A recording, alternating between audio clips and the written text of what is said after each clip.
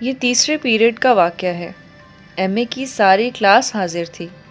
لڑکیاں ہم سے اگلی قطار میں بیٹھی تھیں۔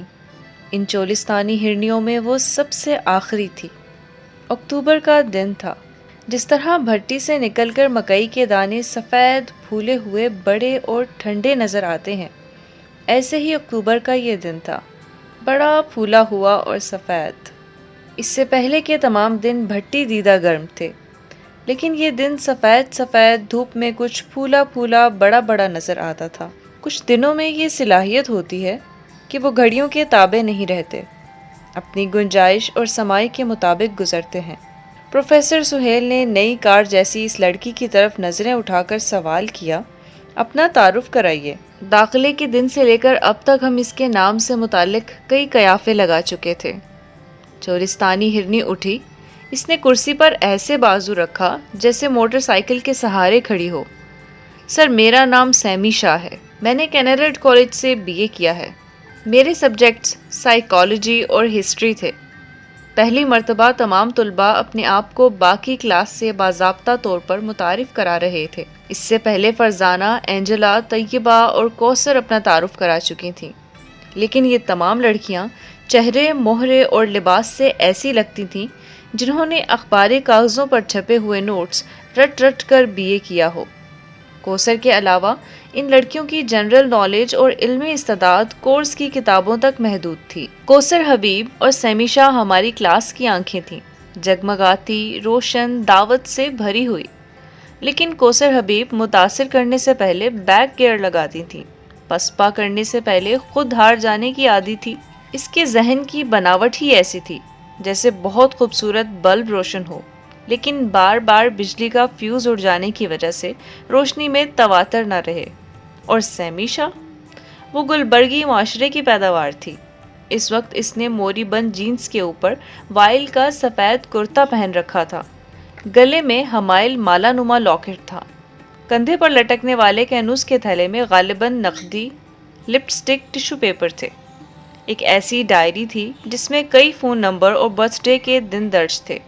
ایک دو ایسے قیمتی پین بھی شاید موجود ہوں گے جن میں سیاہی نہ ہونے کی وجہ سے وہ بال پوائنٹ مانگ کر لکھا کرتی تھی۔ اس کے سیاہ بالوں پر سرخ رنگ غالب تھا۔ اکتوبر کے سفید دن کی روشنی میں اس کے بال آگ پکڑنے ہی والے تھے۔ لڑکوں کی قطار میں پہلا لڑکا آفتاب تھا۔ جب سیمی شاہ اپنا تعارف کرا چکی تو آفتاب اٹھا، امریکی فلموں کا سورج، آہستہ آہستہ، موسیقی اور لے کے ساتھ روشن کرتا ہوا۔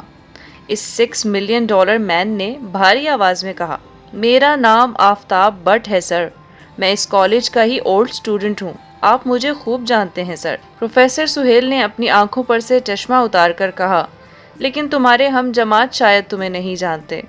آفتاب نے پہلے لڑکوں کی قطار پر کرنیں ڈالی، پھر ڈسکس پھینکنے والوں کی طرح تھوڑا پاؤں پر گھوما اور لڑکوں کو مخاطب کر کے بولا، پچھلے سال میں یونین کا صدر تھا۔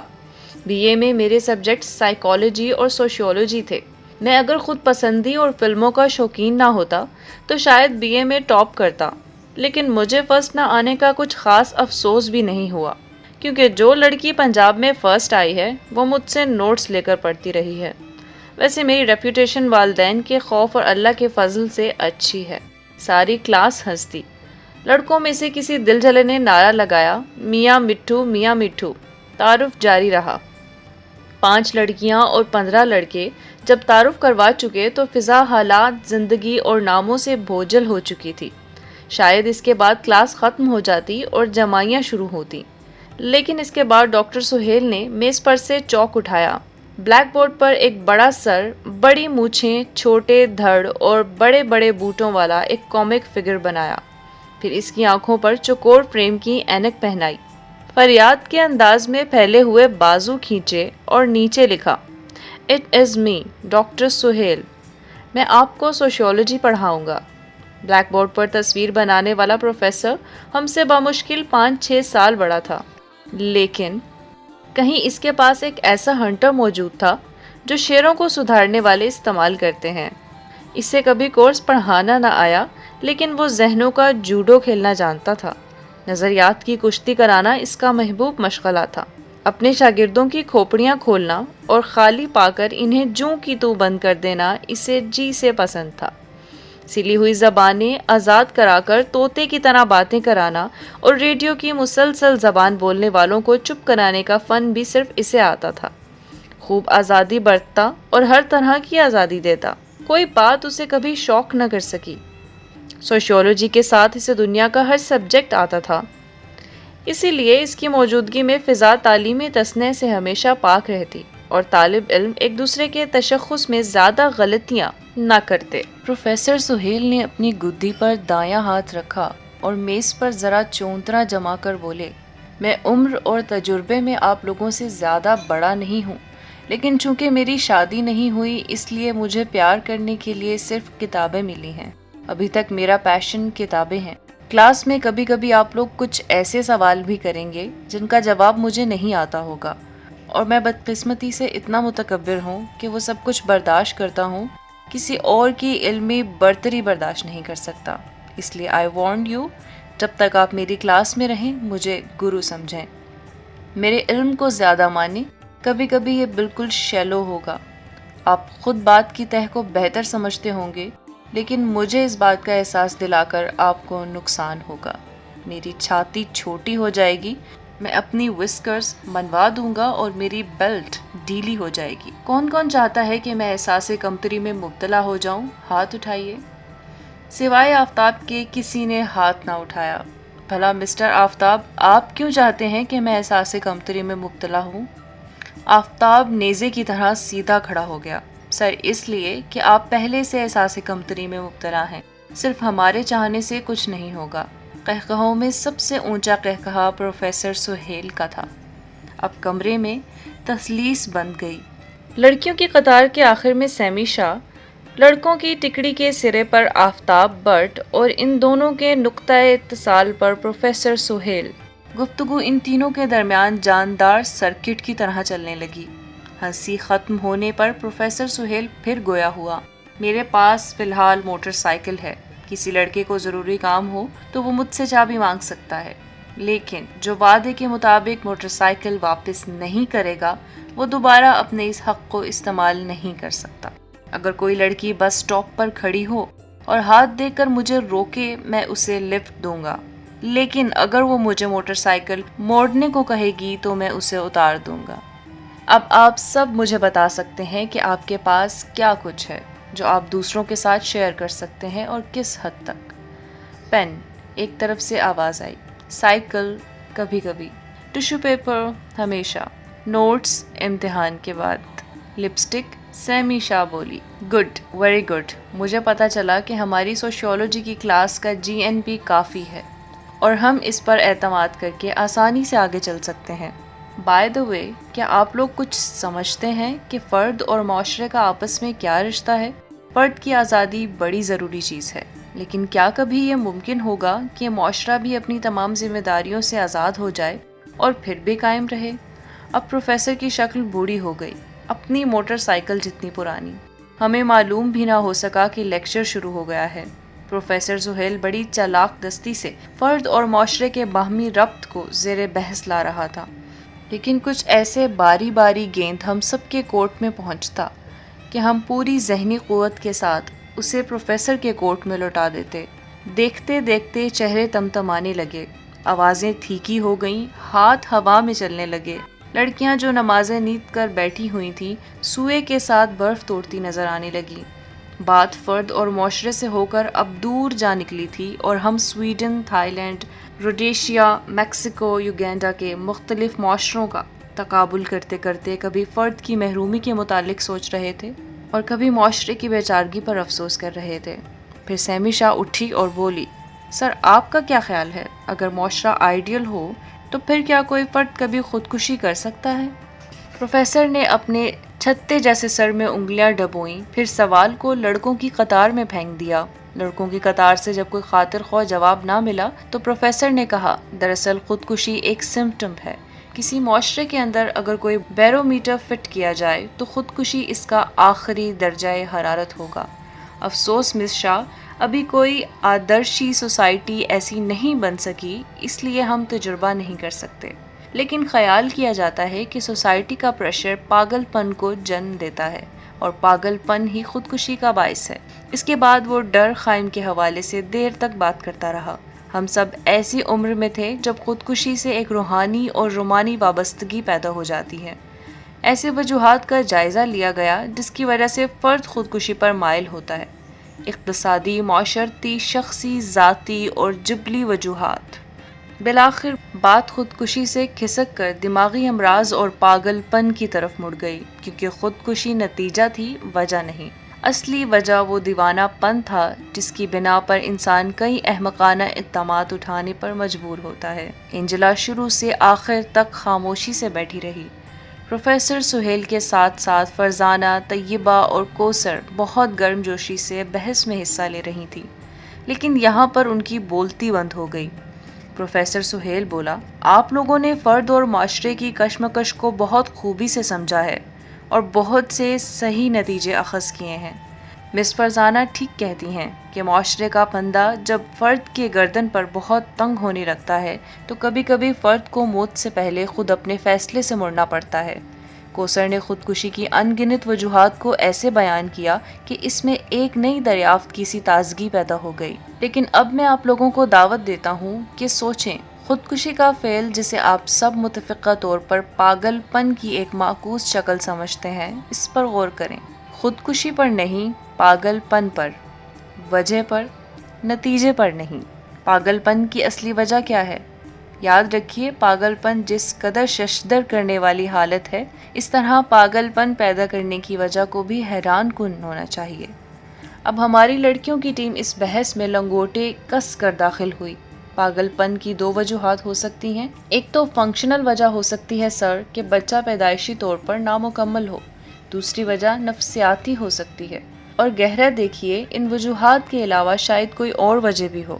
جب تک آفتاب نے منہ سے ایک لفظ بھی نہ نکالا تھا، یہ کشمیری بچہ سفید رنگ کی پیکنگ میں برتھ ڈے گفٹ کی طرح سجا سجایا پڑا تھا۔ آفتاب کی یہ عادت بعد میں ہمیں پتہ چلی کہ جہاں مسکراہٹ سے کام چل جاتا وہاں ایک لفظ ضائع نہ کرتا، جب لفظ سے اندیا پورا ہو جاتا وہاں وہ جملے کو استعمال نہ کرتا، جہاں مختصر بات کافی ہوتی وہاں لمبی بحث میں نہ پڑتا۔ وہ عموماً پوائنٹس میں بات کرنے کا عادی تھا، انگلیوں پر گنتا جاتا، 1 نمبر، 2 نمبر، 3 نمبر، اور زیادہ وقت اسے نمبر 3 سے آگے بڑھنے کی ضرورت نہ ہوتی۔ ایم اے کی کلاس میں آفتاب کی سب سے لمبی گفتگو تھی۔ آفتاب اٹھا، اس نے اپنے دونوں بازو سلیب کی طرح اٹھائے، آدھی آستین والی قمیض میں اس کے دونوں بازو سنہری گھاس سے اٹے ہوئے نظر آ رہے تھے۔ کھڑکی سے آنے والی روشنی اس کے براؤن آنکھوں میں چمکتے شہد جیسی روشنی پیدا کر رہی تھی، اور اس وقت وہ اولمپک کھیلوں میں آگ کی مشعل اٹھانے والے کھلاڑی کی طرح خوبصورت، گوارا اور مقدس نظر آ رہا تھا۔ شاید اس لمحے سیمی نے اس کی طرف دیکھنے کی غلطی کی اور دیوانی ہو گئی۔ پاگل پن ہمیشہ ناآسودہ آرزوؤں سے پیدا ہوتا ہے سر، اور ناآسودہ آرزوئیں ان ٹیبوز سے جنم لیتی ہیں جو ہر کلچر میں موجود رہتی ہیں۔ جس کلچر میں ماموزاد بہن سے شادی نہیں ہو سکتی، وہاں ماموزاد بہن کے عشق لا حاصل سے دیوانگی پیدا ہو سکتی ہے۔ فرائڈ سے مستعار لینے کا شکریہ، سیمی نے کینچی جیسی تیکھی انگریزی میں کہا۔ محترمہ، پاگل پن کی یہ وجہ میں نے ریپریشن سے نہیں لی۔ میں جس پاگل پن کا ذکر کر رہا ہوں وہ میر تقی میر کا پاگل پن ہے، فرہاد کا پاگل پن ہے۔ پروفیسر سہیل تو دیوانے پن کی ایک سائڈ دکھا رہے تھے، خودکشی اور موت میں دوسری سائڈ پیش کر رہا ہوں، جہاں پہنچ کر دیوانہ پن مقدس ہو جاتا ہے، ماؤنٹ ایورسٹ فتح کر لیتا ہے، دودھ کی نہر بہا دیتا ہے۔ کسی لڑکے نے پیچھے سے نعرہ لگایا، بیٹھ جاؤ جناب فرہاد صاحب۔ آفتاب نے پیچھے قہر کی نظر ڈالی اور بیٹھ گیا۔ That's a point. Professor Sohail کی آنکھیں چمکنے لگی۔ یعنی ہم اس نتیجے پر پہنچے ہیں کہ پاگل پن 2 قسم کا ہے، ایک مثبت، ایک منفی۔ Very good. اب اس مہینے آپ سب کی یہ اسائنمنٹ ہوگی کہ آپ مجھے ایک نہ ایک وجہ ایسی بتائیں جس سے فرد میں پاگل پن پیدا ہوتا ہے۔ یہ وجہ جبلی نہیں ہونی چاہیے، انوائرمنٹل نہیں ہونی چاہیے، کوئی بالکل انوکھی وجہ، خواہ بالکل احمقانہ کیوں نہ ہو، کوئی صوفی نظریہ، کوئی آفاقی نظریہ، لیکن بالکل نئی وجہ ہونی چاہیے۔ میں سب سے سر پھرے جواب پر سب سے زیادہ نمبر دوں گا۔ کلاس میں شور مچ گیا۔ سر، دیوانے پن کی صرف ایک وجہ ہے، ماحول، ماحول، ماحول۔ ایک طرف سے آواز آئی، سر انسان میں پیدائشی نقص ہوتا ہے، بایولوجیکل ریپریشن سر، مانے نہ مانے کوئی۔ اصل پاگل پن کی ایک ہی وجہ ہے، صرف ایک وجہ، عشق لا حاصل، عشق لا حاصل، عشق لا حاصل، عشق لا حاصل۔ بھنگڑا ڈالنے کے انداز میں آفتاب کرسی پر چڑھ کر چلایا، آرڈر آرڈر۔ پروفیسر سہیل نے کہا، دوستوں میری انکریمنٹ کا سوال ہے، اگر تم لوگ ایسے شور مچاؤ گے تو کالج والے میری رپورٹ کر دیں گے پرنسپل صاحب کے پاس اور میری تبدیلی مظفر گڑھ کرا دیں گے۔ اس کے بعد بحث بے پتوار کی کشتی بن کر چلنے لگی۔ کلاس کے کسی ذہین نوجوان نے گروپ شادی اور حسیس کا قصہ چھیڑ دیا، پھر مغرب کی آزاد روئی سے بات نیگرو مسئلے کی طرف گئی۔ سویڈن میں ایسے سینا کے ریفیوجی مسائل، ریڈ انڈین اور ان کے جادوگروں کی باتیں، نوآبادیات، جمہوریت کے بکھیڑے، جاپان اور اس کی انڈسٹریل کامیابی، روس کا پلٹا ہوا کمیونسٹ نظام، جو بھی بات کسی کو معلوم نہیں اس نے کی، لیکن سہمی شاہ کو کرسی پر کھڑے آفتاب کے عشق لا حاصل نے سر کر دیا۔ وہ گلبرگ کی ساختہ تھی، اپنے خالی اوقات میں وہ انگریزی موسیقی سنتی تھی، ٹائم اور نیو یارک پڑھتی تھی، ٹی وی پر امریکی سیریز دیکھتی۔ اس کے وارڈروب میں گنتی کی شلوار قمیض تھے۔ وہ shampoo, hair spray, tissue paper اور سینٹ سپرے کے بلبوتے پر سنگار کرتی تھی۔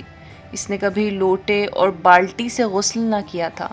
بیک برش اور شاور یوز کرنے والے اس دختر گلبرگ کو نہ جانے کیا ہوا کہ ایک کشمیری بچے سے، اور وہ بھی اندرون شہر کے رہنے والے سے، جب وہ عشق لا حاصل کا نعرہ لگا رہا تھا، مات کھا گئی۔ اس سے پہلے سہمی شاہ اور آفتاب کنکھیوں سے ایک دوسرے کو دیکھتے رہے۔ ایڈمیشن فیس داخل کرواتے وقت برآمدے میں آتے جاتے، لیکن اس تیسرے پیریڈ میں ان دونوں کی نگاہوں میں پہلے استجاب ابھرا، پھر پہچان پیدا ہوئی، اور ایک ہی سیشن میں سب اعتراف میں بدل گیا۔ کلاس کے بعد وہ دونوں اٹھے، ایک انجانی قوت کے تحت ساتھ ساتھ چلنے لگے۔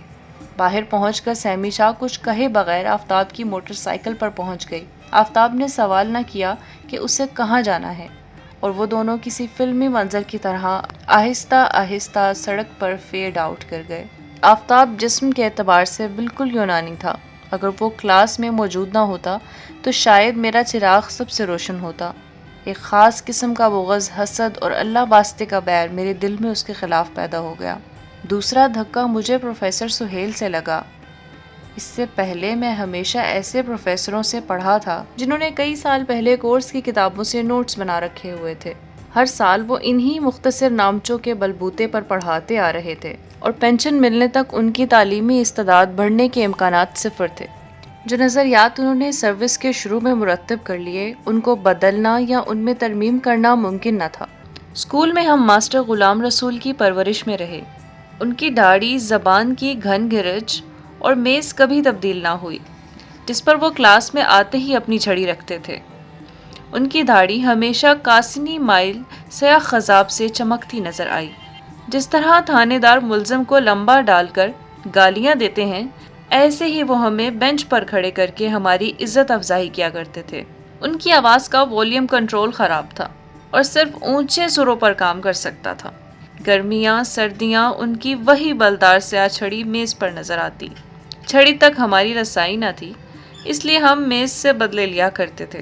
پرکار سے گود گود کر نقطوں کی شکل میں ان کی چاروں ٹانگوں پر کئی گالیاں کندہ تھیں، لیکن یہ میز بدسلوکی کے باوجود ماسٹر صاحب ہماری بد دعاؤں کے باوصف کبھی اپنی جگہ سے نہ ٹلے۔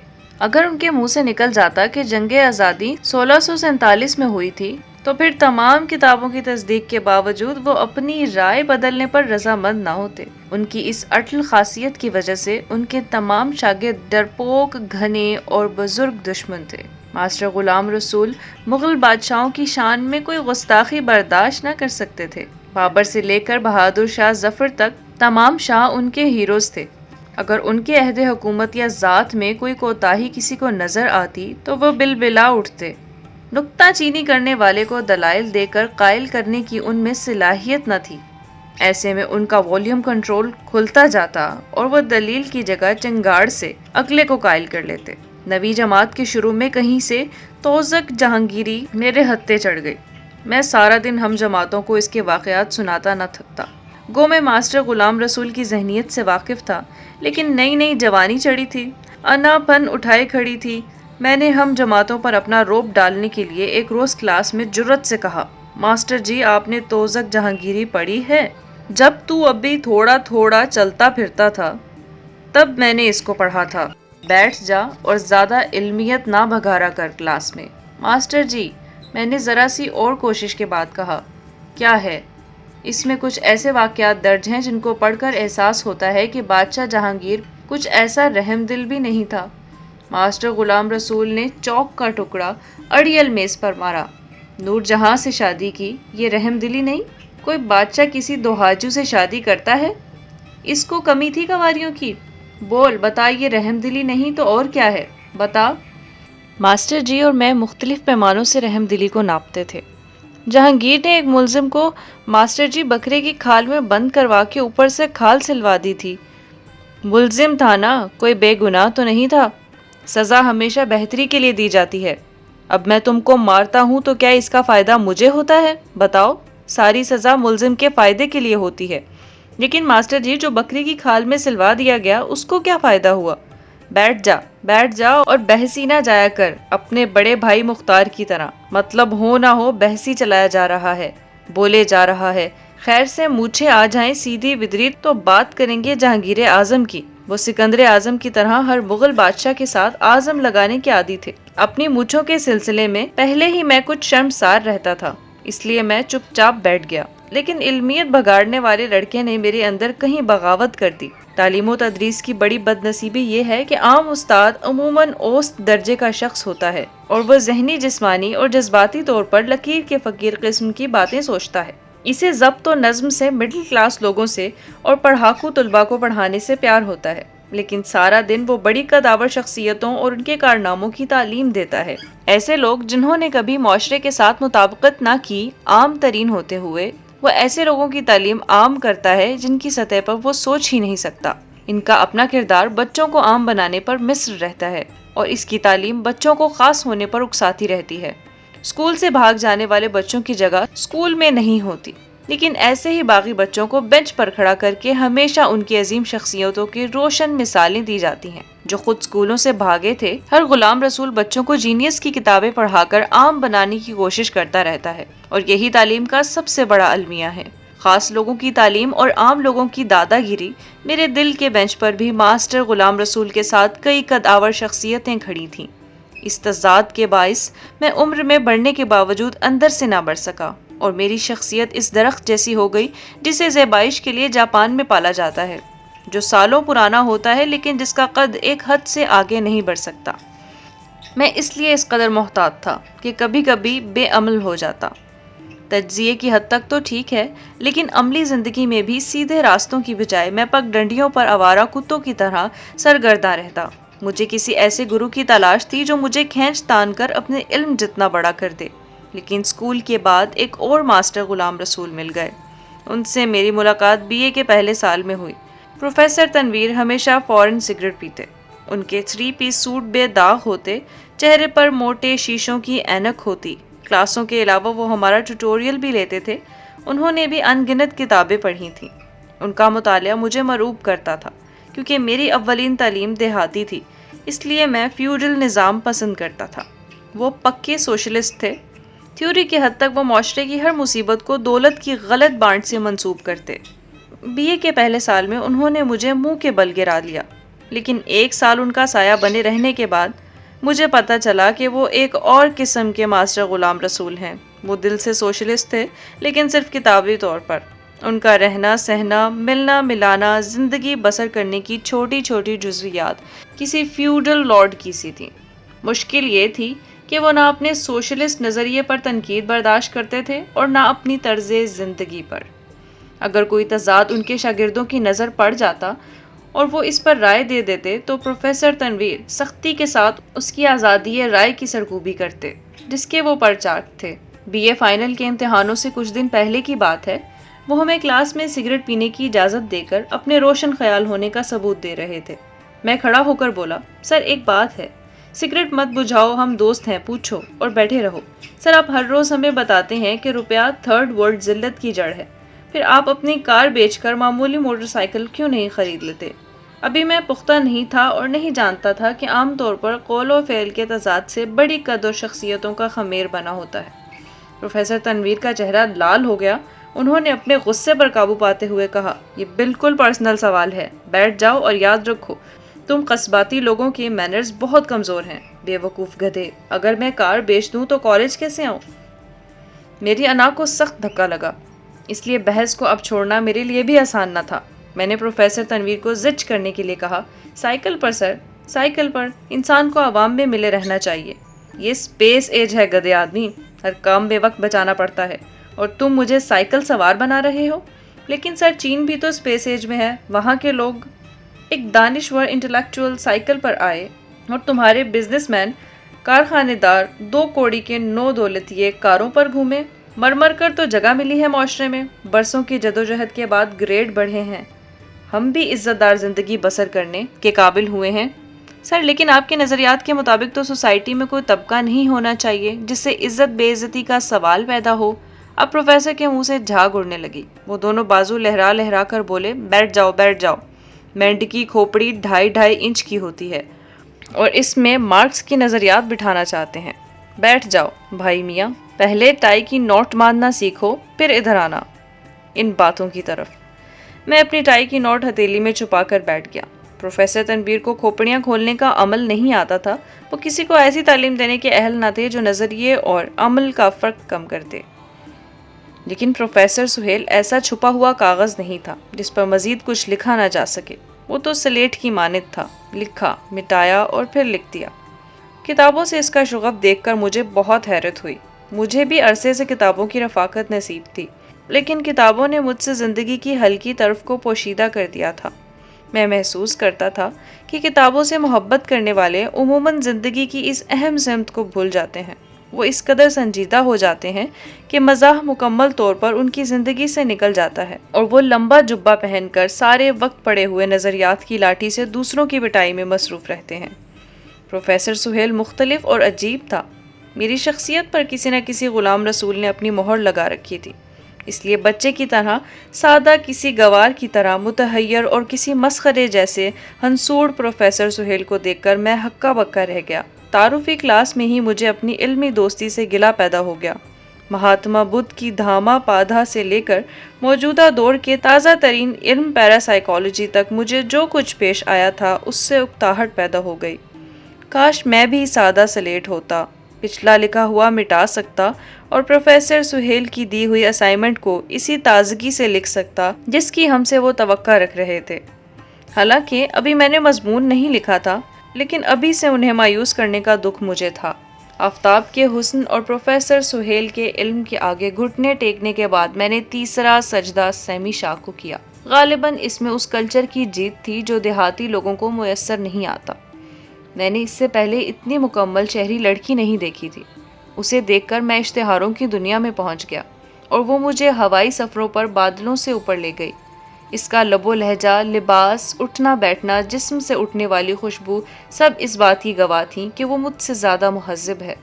اب میری انا کا یہی مسئلہ تھا کہ میں اس لڑکی کو پچھاڑ دوں اور اسے اپنی دیہاتی بیک گراؤنڈ میں گھسیٹ کر لے جاؤں، جہاں وہ میری وجہ سے پچھاڑ کھا کر گرے اور مکمل طور پر دیہاتی ہو جائے۔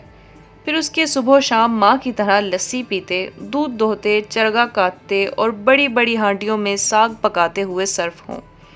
شاید ہر مرد کے اندر یہ آرزو ہوتی ہے کہ وہ عورت کو اس کی پٹری سے اتارے اور اپنے راستے پر لے کر چلے۔